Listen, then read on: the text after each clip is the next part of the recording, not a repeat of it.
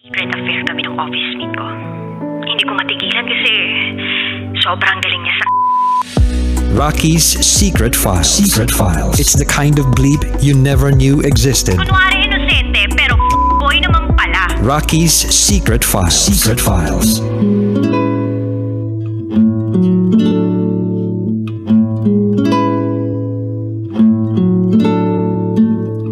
And we're back. Kasama niyo pa rin si DJ Rocky and this is Joy's Secret Files. Si Joy na wala ng kaibigan. At itong pagkawala ng kanyang kaibigan ay hindi basta-basta napalayo lang siya rito. Kundi ang kaibigan niyong ito ay sumakabilang buhay. Kinuha na ng may kapal.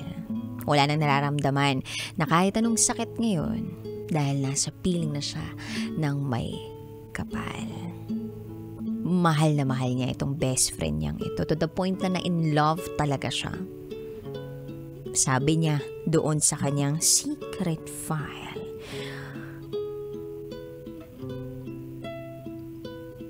Kung hindi man sila ngayon o sa ngayon, sa huli sila pa rin daw. So, ano kaya yung sila pa rin? Sila pa rin yung magkasama sa kalokohan. Well, pakinggan na po natin ang mga kabisyo natin nag-share ng kanilang mga thoughts, comments, suggestions, and violent reactions.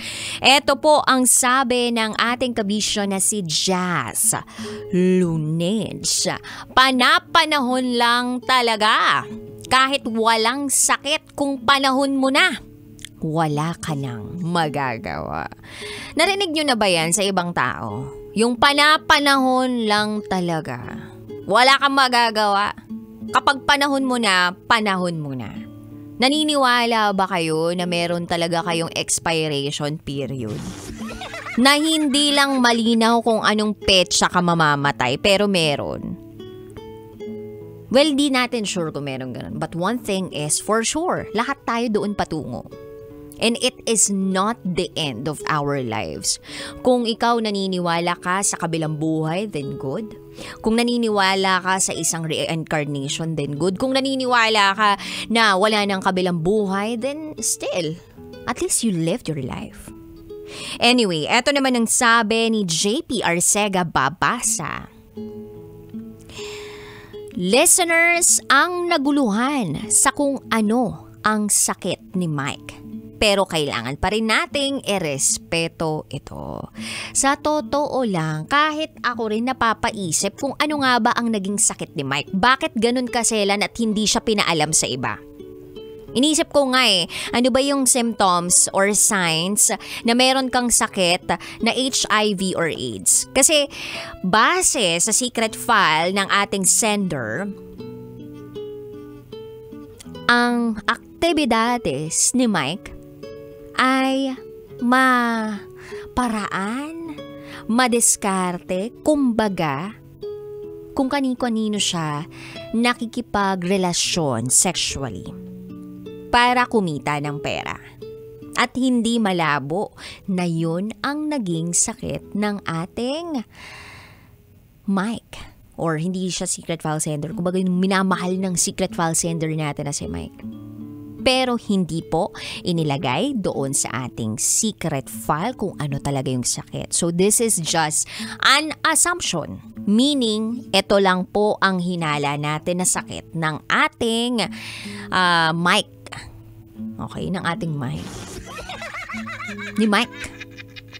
Anyway, eto naman ang sabi ni Alvin Bueboobra.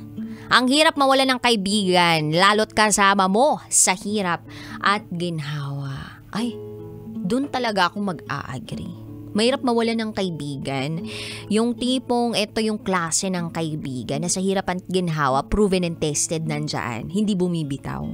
May mga kaibigan kasi na nandyan lang sa sarap pero kapag hirap na, ay bye-bye, di ka kilala. Ay, di mo makontak. Ay, walang presensya. May ganon. So, sobrang maswerte ka kapag nakatagpo ka ng kaibigan na sa hirap at ginhawa, sinasamahan ka. Eto naman sabi ng ating kabisyo na si Darwin Russell. Sabi nga sa kanta ng True Faith, bakit nga ba ikaw ang nasa aking alaala? Joy, may mga masasayang memories kayo ni Mike, pero hanggang sa alaala na lang iyon. Time to move on from the fast. Move on sa past, sa bilis. And focus on the present life. Condolences to what happened to your friend. Yan po ang sabi ni Darwin Russell. Ito pa sabi ni Kaisuke Sato. Good afternoon and happy Mother's Day, DJ Rocky. Hoy, di pa ako nanay! Mukhang nanay ka kasi. Nanay ng magiging anak ko. Yee, charot with harot. Kayo talaga. Binabanatan nyo pa ako ng ganyan. Baka kayo yung gusto nyo banatan ko. Ganda at ang lungkot ng kwento ngayon. Tipong water is thicker than blood. Okay, kasi through ups and downs, support kayong magkaibigan sa isa't isa. Siguro ngayon, maging masaya ka na lang para sa kanya kasi hindi na siya nahihirapan. At ikaw naman, focus na sa pamilya mo at sa kung anong meron ka ngayon. Pray mo na lang nagabayan niya kayo ng pamilya mo. Might be like, aba, binigyan pa ng obligasyon. Charot with harot. Tawa naman ako dun sa gabayan na lang kayo ni Mike ngayon. Binigyan pa ng obligasyon. Diba? Ay, nako. Water is thicker than blood. Although okay naman din yung pamilya ni Mike sa kanya. Pero sa ibang mga tao sa mundong ito, minsan mas mapapatunayan mo pa na pamilya yung kaibigan mo kesa dun sa sarili mong kadugo. Kaya nga swertihan din na mapapabilang na pamilya. I mean, swertihan din ng mga kadugo. Kasi may mga kadugo dyan na, kung ituring ka parang hayop ka na lang. Kung ituring ka parang isa kang malupit na negosyo, ganun. Investment, ganyan. May mga pamilya dyan na kapag nagkaroon na ng mga manamanahan o relationship over na dahil sa lupa. Anyway, eto naman sabi ni Marvin Mark Bautista. Ganun talaga, walang permanente sa mundong to. Unahan lang talaga yan. Ganun pa man, need mo magpatuloy sa buhay habang nandito tayo sa mundong ibabaw. Pabati sa tropang Secret, Team Rocketeers, AFPM Bay and family, especially kay Bianca Faye Velasquez, mabuhay. Ay kay Jomer Palulim, ang sakit. Ultimo sa'yo, hindi man lang ipinaalam ang sakit. Pero wala ka na dun sa posisyon na yun. Hindi naman talaga natin alam. Respeto na lang. Ito pa sabi ni Charles Sancho, is there something na dapat alamin kung ano ang naging sakit niya? Kahit ako naguluhan din Wala sa nabanggit. Pero bahala na kung ano ang naging sintomas nito. Hi din sa nagbigay sa akin kanina ng pagkain at drinks na si Ronel. Isa po siyang Grab driver na talagang pumunta pa dito, sumadya dito sa stasyon para mag-abot sa akin nun at makakamay ako. Yung ikinamay ko po sa inyo kanina, yan po yung galing pa ng banyo. Charot! Widarot! Ay nako, ang dami pang nag-comment sa ating secret file. Wait lang, baka may nakalimutan pa ako, sumamaloob sa akin. Ayan, hi kay JC Garimbao. Secret yung sakit kaya hindi talaga nila ipinaalam. Hi din kay Rodel Comia. Mag-best friend sila na nagkatikiman at hanggang ngayon hindi pa rin nalilimutan. Normal lang po yan dito sa bansa kong ginagalawan. Focus ka na lang sa pamilya mo. Shout out sa maganda kong asawa at gwapo kong anak. Iba rin ang comment. Rodel Comia. Ang dami pang nag-comment. Maraming salamat po sa inyong lahat. Ang masasabi ko lang dito sa secret file na ito, alam nyo kung ano. Goodbye. Charot, darot. Ay. Ang hirap mag-let go. Sa kahit anong aspeto. Oo, try ninyo. 1,000 sa kamay ninyo, i-let go nyo. Di ba masakit? What more yung taong alam mong sagad na sagad yung pagmamahal mo? Mahirap talaga. At ito yung klase ng tao na walang presyo.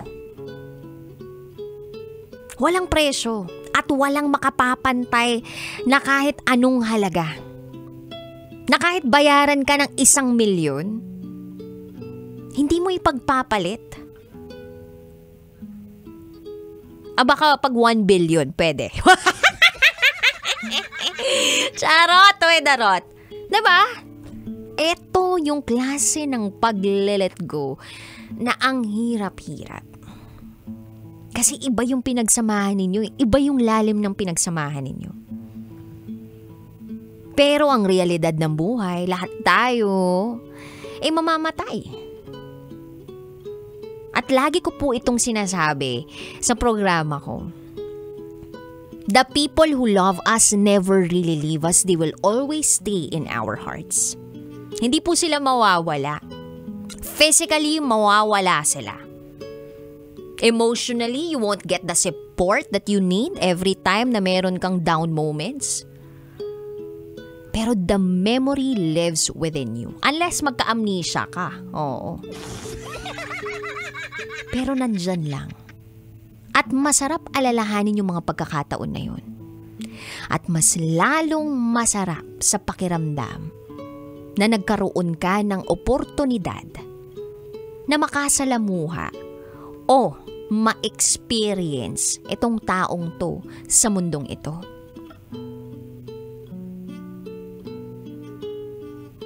May naging kasalo ka, may naging kasama ka sa hirap at ginhawa. And maybe hanggang doon lang talaga ang purpose niya. Ba't ako nabisaya doon? Purpose? Kulang na lang. Ito ba yung nilalagay sa mukha? Purpose? Kakahiyang DJ to. Hindi marunong mag-ayos ng salita. Purpose niya in life. At yun ay ang ipadiscover sa'yo ang tunay na kahulugan ng salitang pagmamahal. Yung pagmamahal na solido.